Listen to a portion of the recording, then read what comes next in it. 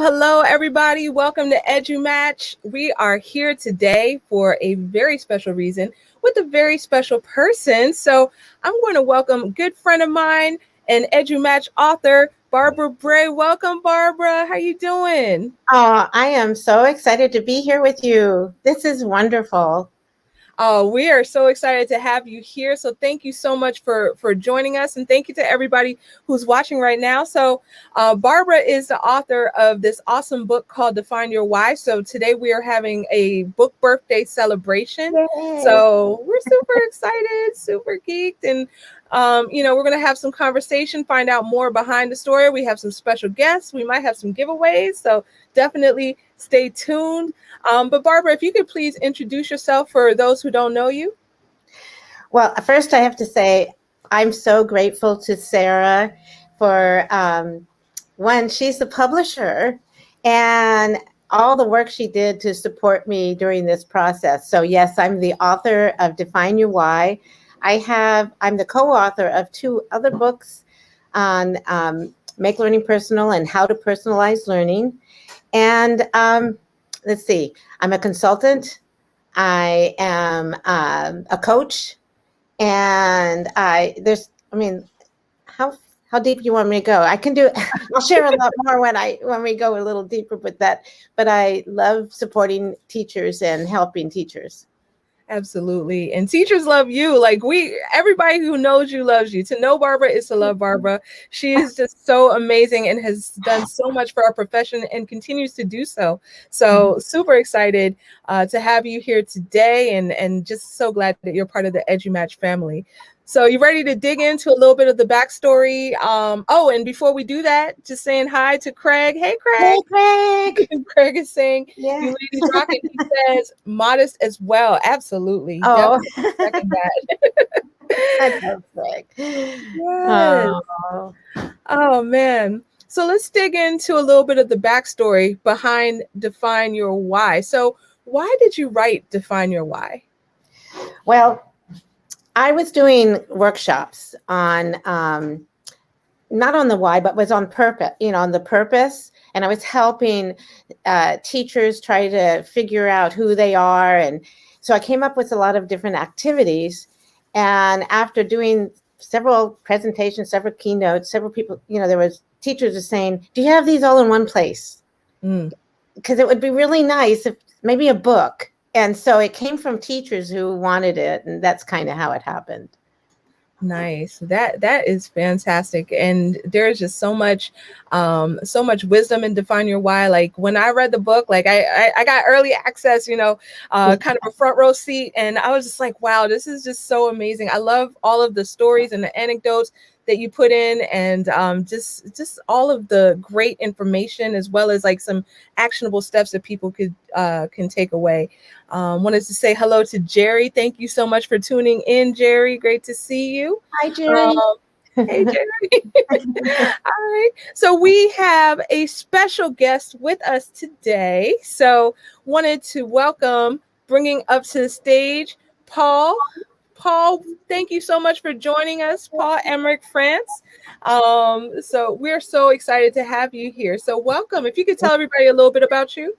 Oh, well, thanks so much for having me. My name's Paul Emmerich France. I'm a teacher, national board certified teacher. I've been teaching for a little over a decade now, which is weird to say, but it's true.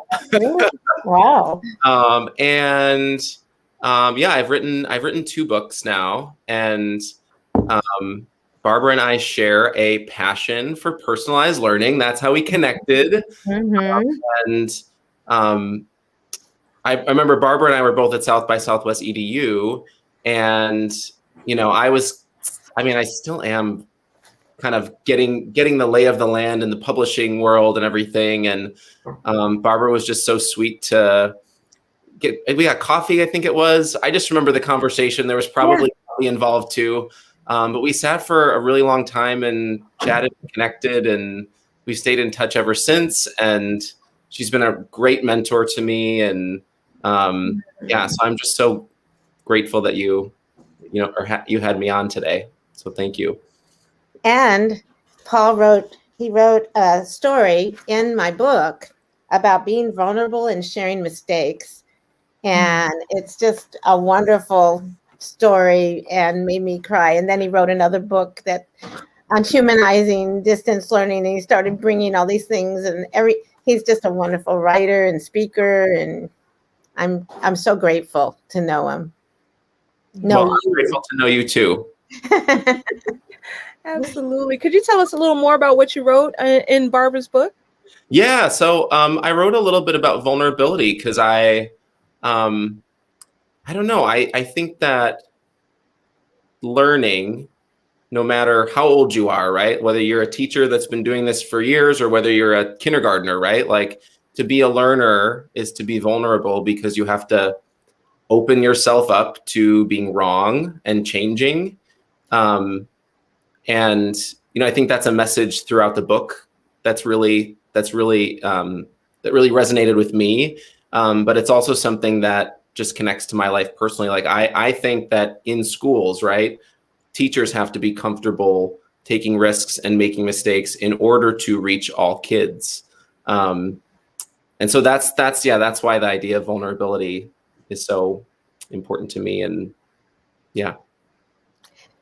That is awesome. That is fantastic. Well, we really do appreciate you being here and and taking the time out to celebrate with us for Barbara's book birthday. So before we let you go, do you have any parting thoughts or anything that you'd like to share with Barbara? Well, first of all, happy book birthday, Barbara.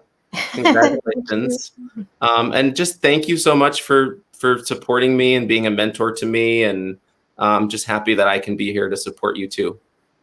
Well, I'm the one that's lucky. It's funny, Sarah, that when you meet some people, well, I'm just going to say this because when I first met Paul, I was reading his first book, and in it, he was actually saying what was wrong with something I wrote in my first book.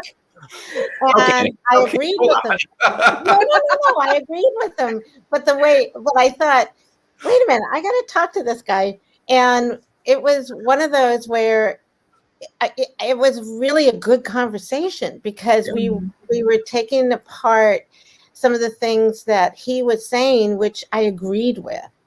And I think what I love is that when you talk about being vulnerable, it also means that you're willing to change. Yeah. You're willing to say, oh, you're right. Maybe I need to go in a different direction. And Paul kind of opened that door for me. Well, I mean, I love finding people that I can have real conversations with. I feel like sometimes people are looking just to, like you said, right? Like, people aren't looking to change necessarily. And like, in order for us to really be learners, we have to be willing to do that. And I don't know. I feel like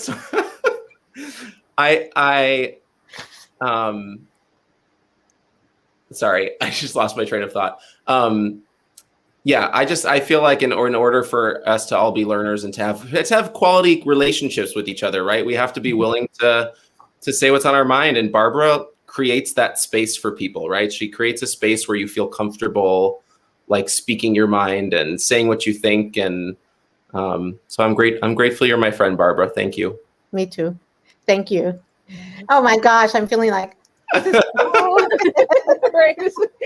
oh, that is so awesome. So thank you again, Paul, for coming through, and thanks for everything you do, and have a great one. You too. Thanks so much. Thank you. Thanks, Paul. All right, fantastic. Yeah, now you see why I wanted him to share. He's so amazing. Yes. Oh yeah, he really is. He really is. Yeah. So we're going to dive a little bit more into the book. So just to get a little bit more backstory, were there any significant passages in your own life as you were writing this that revealed your passion, your purpose, that impacted you? And how has your purpose evolved, if it has? Well, my journey has gone, like when you see that picture, a straight line, and then there's one like, I'm the DD all over multiple paths. And I started out not as a good student. Because I I love learning, but not in school. So I learned how to do school. And so he actually said that I would never make it. You're never going to do it well. And I was like, okay, I was feeling really bad. But what happened is I was in Maryland, where you are. And I mean, the school is a good school. It's just the way I took it. And then we moved the day after I graduated to California. And then I couldn't get into a college. I went to a community college. And I had the amazing teachers, and they saw something in me and shared and said, you have it. You really have it. You can write, you can learn. And there was all these wonderful things. And I did well. I loved science. I mean, I never thought I would love science. And when I got to a certain point, a college guidance counselor said to me, hey, you can get into this dental hygiene program. So I did, right? And it was a really good career, but not my passion, right? Totally. Anyway, I'll be sharing a little bit more about that, but at one point I fell off my deck, broke my leg, and broke my neck. And it's something when you're doing something and it's not your passion and you're sitting there, can't do anything, you wonder, why am I living like this? Why don't I do something I love? And I had been doing teaching and things like that. Why don't I do that? So that was a significant thing that really changed my life. Yes, absolutely. And my purpose has always been learning the stories. So like you've been on my podcast. And so yes, I've been honored. Yeah. I love your story. And Paul's been on it. It's like when you find certain people, that's another thing. That's my purpose now. It's evolved to that. And I'm loving the stories. Yes, absolutely. Absolutely. So speaking of stories, then would you mind maybe sharing an excerpt of your book with us? Let me find it. Okay. Yeah. So what I did is I took an excerpt out of a chapter, and it's the chapter on you being the chief storyteller of your story. And it's from the section called Be Brave and Step Out of Your Comfort Zone. But I made a little bit of changes because of the pandemic. I just wanted, to make sure. So, okay. It's about 3-4 minutes, okay? Is that okay? Yeah, totally. All right. I shared earlier in my book that being a dental hygienist was my career, not my passion. I was comfortable, but not happy. I went into that career because my college guidance counselors told me I'd be good at it. I was, and I stayed for 20 years. I don't know if you knew that. Oh, yeah. No. Wow. 20 years because I believed my patients needed me. I believed the wrong story, and I didn't listen to my heart. I only changed and pursued what I loved, teaching, when I had an accident. Over the years and through my podcast, I've heard from teachers who told me they didn't feel valued or listened to, but they were afraid to let their administrators know how they felt. Many teachers told me that they stayed in a situation that wasn't the best for them only because they didn't want to leave the kids. I've heard excuses from friends and family about why they needed to stay where they were in their lives because of the money or loyalty, or from a range of multiple excuses, even though they were miserable. But something big has happened this last year since my book came out. A worldwide pandemic. Oh, yes. It's taken everything and everyone up to rethink who they are and who they're becoming. Think about your life. Are you finding excuses to not move forward or change? Yet every day we're subjected to things that happen to us. Everything that we experience changes us by changing our brain. Each experience becomes a memory and affects what we may do next. We may not believe in ourselves yet. We are learning every day. Every experience is changing you. If you don't take a role in how and what you learn and believe, you may be renting someone else's story and not live your story and the life you hope to live, just like I did. If you're staying for the kids at that school where, let me get it right. If you're staying at that school where you're not happy, possibly consider that there will be kids at a new school that need you too. If you don't define your why and you continue down a road without a meaningful purpose, you'll be living a life that you may not have any control over.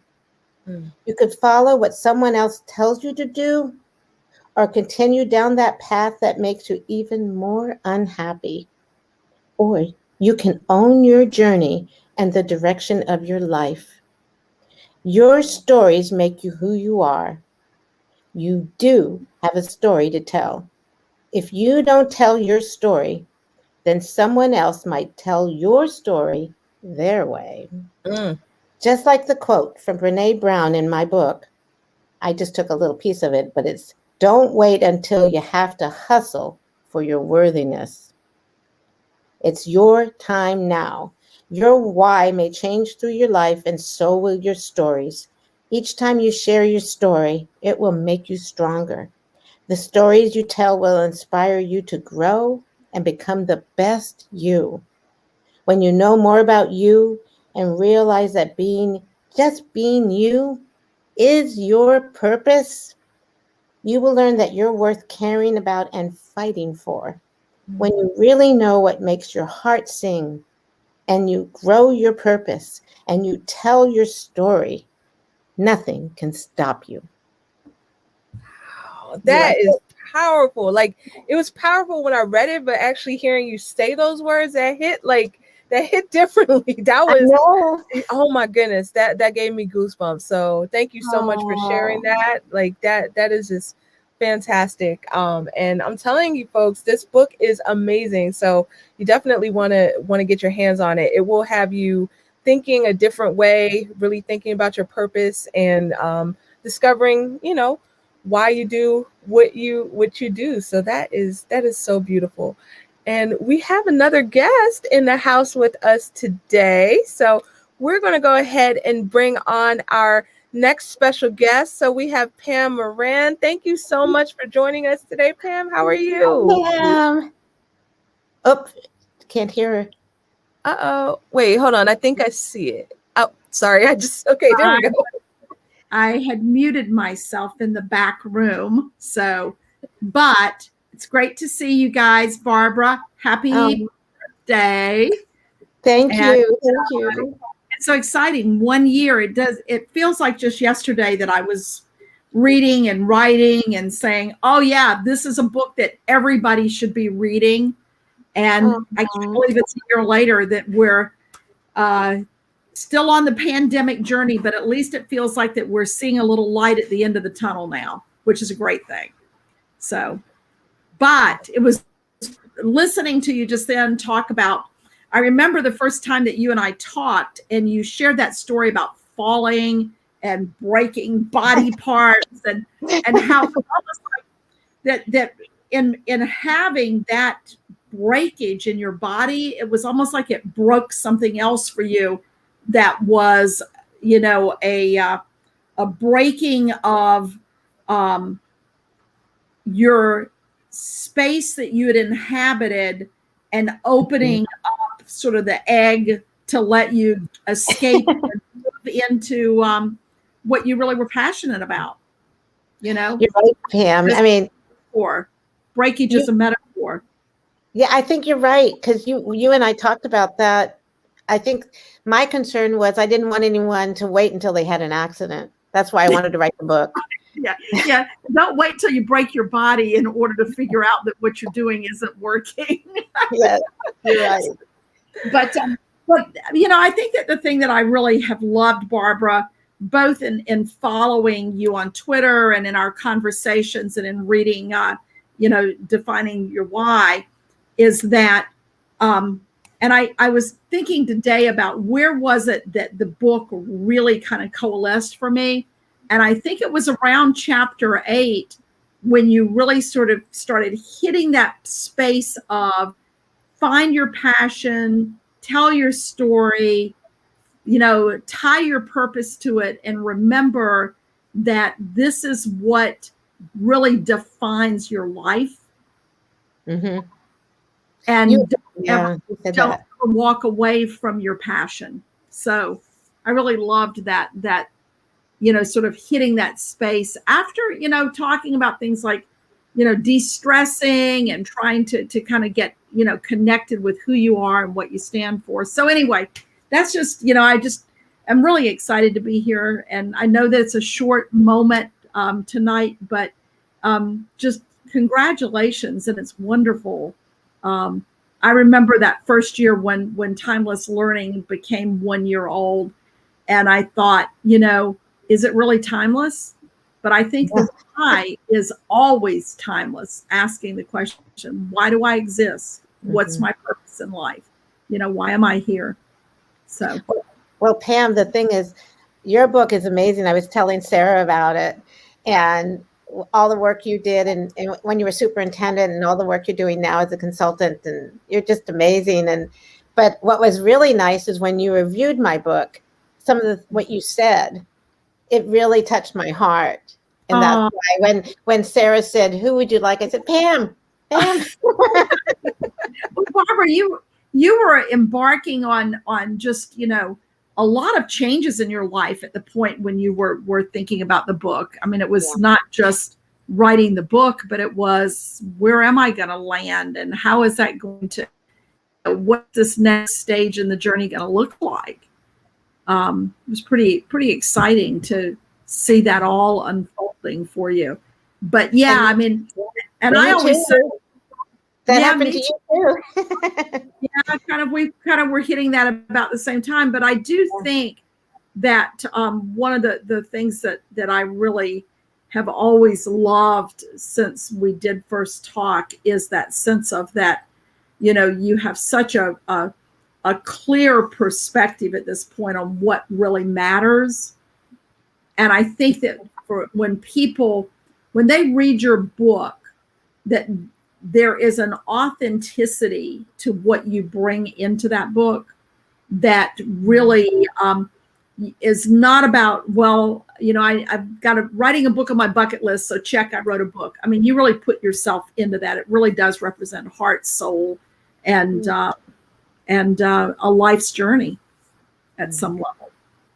You're right. Thank you so much. You're welcome. You're definitely, if there was a way to hug you, right? I know. I just want to bring it in, like group hug. Yeah.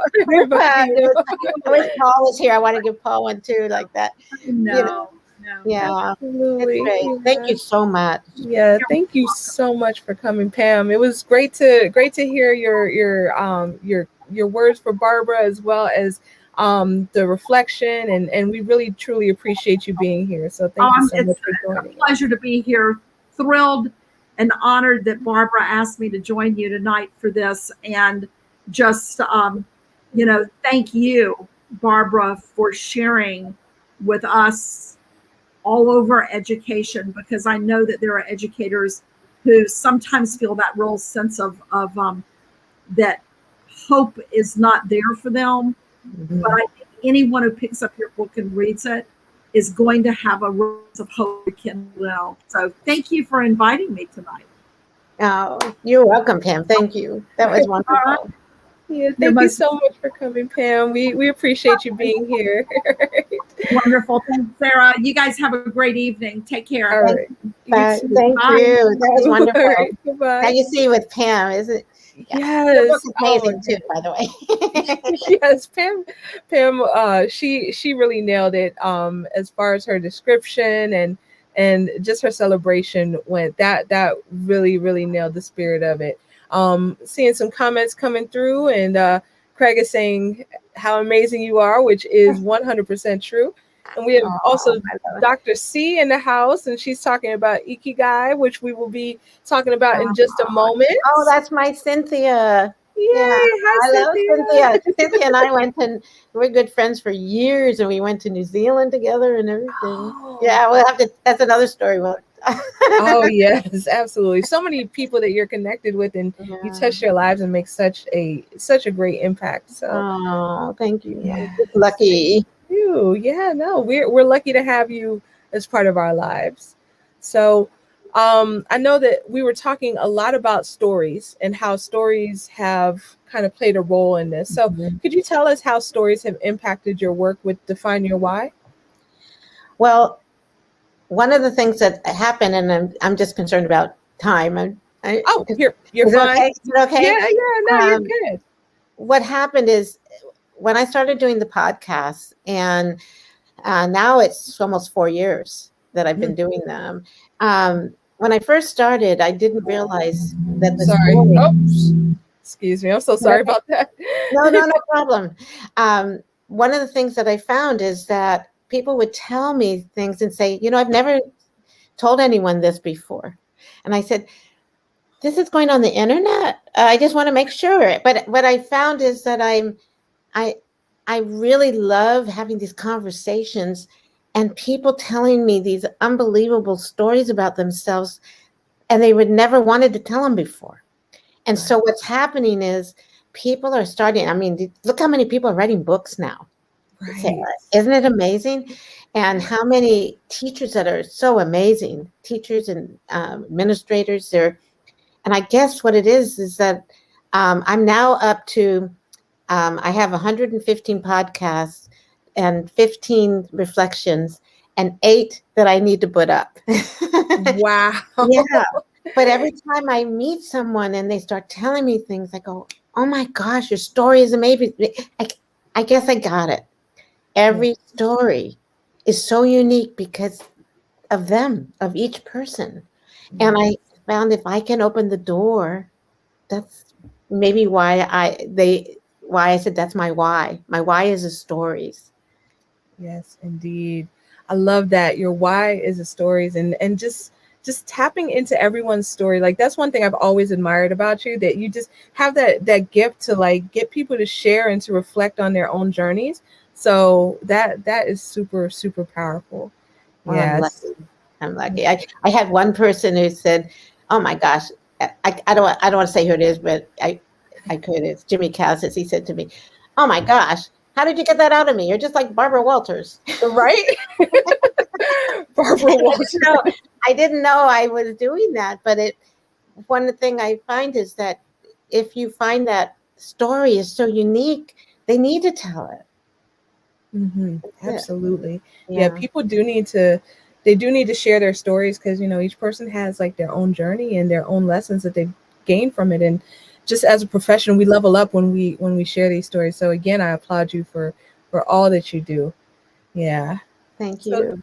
yeah, absolutely. Thank you. See another comment coming through. Craig is saying that's because you truly are a great listener. You want to make a difference. People admire and respect your voice. Couldn't have said that better myself, Craig. That is 100% spot I on. know.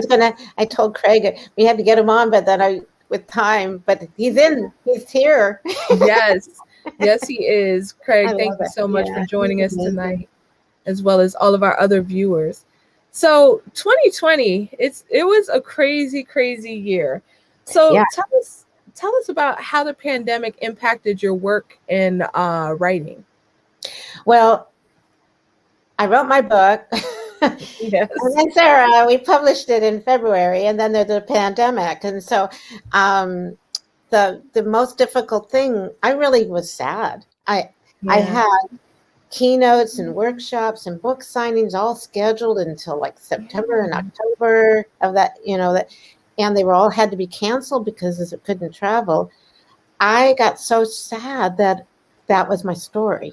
So I started the reflections. My first reflection, I don't know if anyone wants to listen to it because it's pretty sad. I was crying and saying, what are we all gonna do? We all have to isolate. What is gonna happen to us? And it was like that. But I thought, if I can be vulnerable and share that, that's when I realized I have to do reflections, a different thing. So it's not the story of a person, it's a story around a topic. Mm-hmm. And so I've had a lot of different people who just wanted to share what they thought about structural racism or Right. mental health. It could be, because we need to talk about all of those. And so that's what happened with me. It made me start changing the way I do my story, my podcast, and my writing. Yes. Yeah, and I've seen that you've been like really a force in the community. It's been a very heavy year, like 2020, the beginning of 2021. It's been like a heavy time period with a lot happening, and and through it all processing this pandemic, while we have like social justice issues running rampant and all different kinds of things. And just another thing that I have really admired about you is like how much of a force you have been to bring people together during this time. Like it's really meant a lot to me, to watch you, to participate in some of them whenever possible, but definitely just seeing people coming together. So definitely appreciate all that you are doing. But Sarah, I'm following you. Oh, I'm following you. Hey. No, I told Sarah before we started, at least you don't have me with karaoke, because I can't carry a note at all. Oh, whatever. No, we had fun. I can't wait until the next time when the world is safe, and then we can all get together again and just have fun like we did before. So yeah. But I put on dance parties and Zoom and stuff now. Yes, you do. Yes, you do. People know that. They're like, is she gonna do another dance party? Yeah, that'll watch out. Absolutely. Oh my goodness. Well, Barbara, we have one more question before we close out for tonight. So in the book, you speak about ikigai. Am I saying that correctly? You said it right. Ikigai. Oh, wow. Okay. Yeah, but yeah, you caught it there. It's the ikigai. I had it wrong, and someone shared it with me. And one of the things that I found is I found it for me. It was a long time ago. I realized I needed to, Craig just put in the wobble. He was at my last dance party, and we had him do wobble, wobble, wobble, wobble. Wobble, baby, wobble, baby. I wouldn't let him leave until he did it. Anyway, but ikigai is the Japanese concept for the meaning of life. And in Japan, there's no word for retirement. They feel that everybody needs that purpose to get out of bed in the morning. And when I learned that, that's when I started looking at the concepts of it and doing workshops around it. And it has 4 elements. I'll do it real quick because of the time, but it's what do you love, what you're good at, what does the world need? And I changed the last one to what are you valued for instead of what are you paid for? Because we know educators, we should be paid a lot more, but we really should. Okay. So I developed activities around each of those elements. They're in the book, but I also did them in workshops. And several people, when I did this, started crying and telling me they don't know what they love. They don't feel they're good at anything. And I thought, wow, we need a little more time in this to really go through this with you, because everybody has something. It could be even if it's collecting, dolls or whatever, but there is something. And so that's when I decided I really wanted to really take this apart and find a little bit more about it for people. And in fact, Pam was the one who said, ikigai, that really touched her, and said that, in fact, what she wrote, which I thought it's on the back, I think it's on here.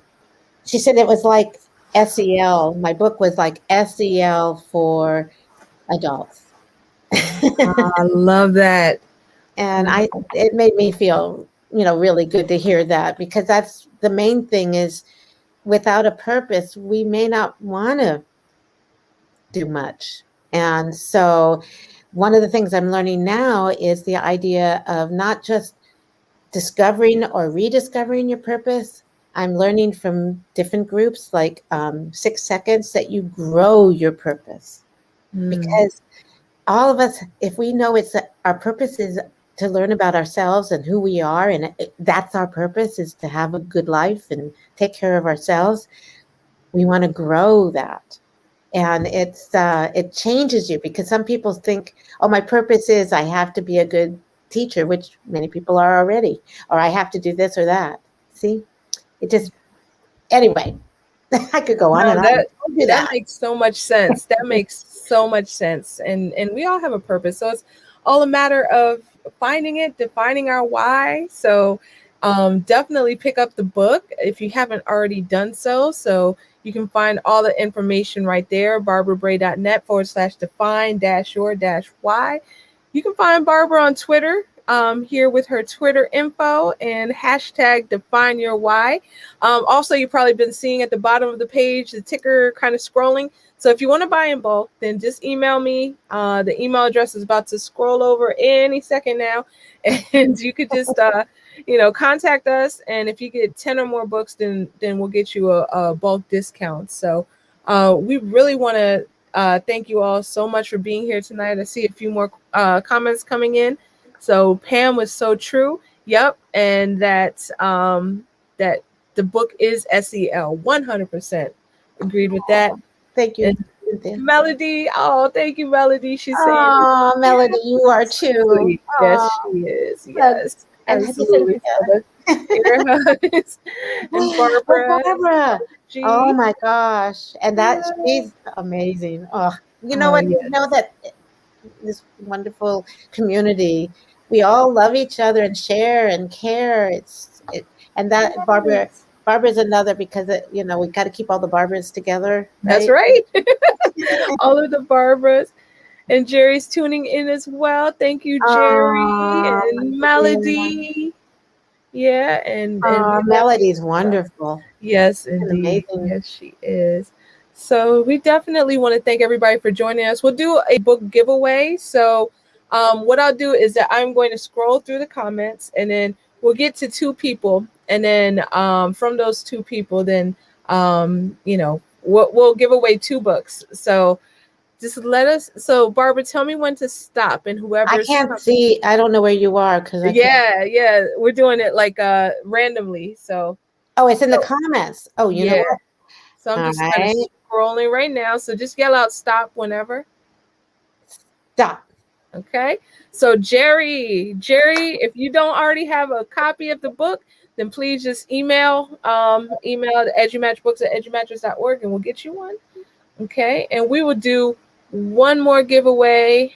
So I see a couple of Facebook user people, and I'll go back and see who they are after the fact if we land on that. But tell me when to stop again. Okay. Stop. Okay. And we have Craig. Yay, Craig. Congratulations to Jerry and Craig. So just email, and we'll get you all hooked up. Couple of comments before we go. I see that Jerry says that he's going to email soon. And then Melody's saying, keep the Barbaras together. And Jerry saying, seeing smiles is priceless. Oh, Jerry, that's nice. And Celeste. Oh, you're here. Hello, Celeste. Aloha. Hey, Celeste. And we have Craig also saying thank you. And Craig, I've been wanting to get him a book. He bought a Kindle version, so this is good. Oh, this is perfect then. This is perfect. Yeah, Melody. We have to get Melody a book. Oh, yes, indeed. Oh, man. But Barbara, thank you so much for being here. Thank you for everything that you do, for being such an inspiration, as well as just a fantastic human being, who does so much for the world and for all of her friends. So we appreciate you so much. So thank you, and congratulations again. Happy belated birthday, and happy book birthday to you as well. Oh, thank you so much, Sarah, and to everyone who joined in. This has just been really wonderful. Thank you so much. And I do love you too, Cynthia, and Pam and Paul and everyone who showed up. It's just amazing. Thank you. Absolutely. Thank you so much. So everybody, thanks for joining us. Stay tuned. In this month of April, we're going to have a few celebrations coming up. So be sure to join us, and keep it locked to the same bat time, same bat channel. Well, different bat time and different bat days, but the same bat channel. So this is the one here. All right, everybody. Have a great evening, and thank you so much. Thank you. Bye. Bye, everybody.